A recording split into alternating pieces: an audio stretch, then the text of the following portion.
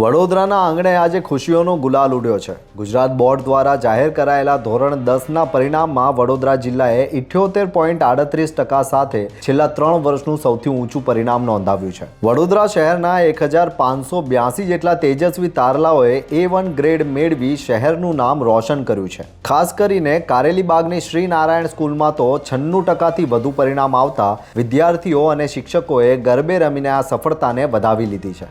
Board 10th બોર્ડમાં percentile 93.26 હતા અને હું આ સ્કૂલમાં કહેવા માગું છું કે અહીંના ફેકલ્ટીઝ છે, ટીચર્સ છે, ટ્રસ્ટીઝ છે, પ્રિન્સિપલ્સ છે, એમને અમારા પાછળ બહુ ભોગ આપ્યો છે। રાત દિવસ અમારા પાછળ મહેનત કરી છે અને આજે પરિણામ અમને મળ્યું છે।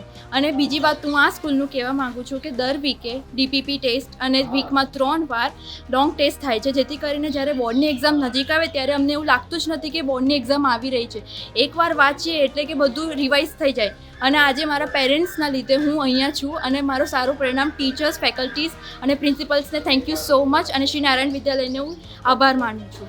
જિલ્લામાં વરણામા કેન્દ્ર 94.67% પરિણામ સાથે પ્રથમ ક્રમે રહ્યું છે, જ્યારે મકરપુરા અને વાસણા કેન્દ્રોએ પણ મેદાન માર્યું છે। સફળ વિદ્યાર્થીઓએ પોતાની આ સિદ્ધિનો શ્રેય માતા પિતા અને શિક્ષકોની સખત મહેનતને આપ્યો છે। જે વિદ્યાર્થીઓ સફળ નથી થયા તેમના માટે પણ જૂન 2026માં પૂરક પરીક્ષાની તક છે, જેમાં કન્યાઓ અને દિવ્યાંગો માટે ફી માફીની જાહેરાત કરાઈ છે। વડોદરાના શિક્ષણ જગતમાં આજે ચારેકોર માત્ર ઉત્સાહ અને ઉમંગનો માહોલ છવાયો છે। આ સફળતા માત્ર ગ્રેડની નથી પણ વિદ્યાર્થીઓના અથાગ પરિશ્રમની જીત છે। જોતા રહો ગુજરાત વંદન। ધન્યવાદ।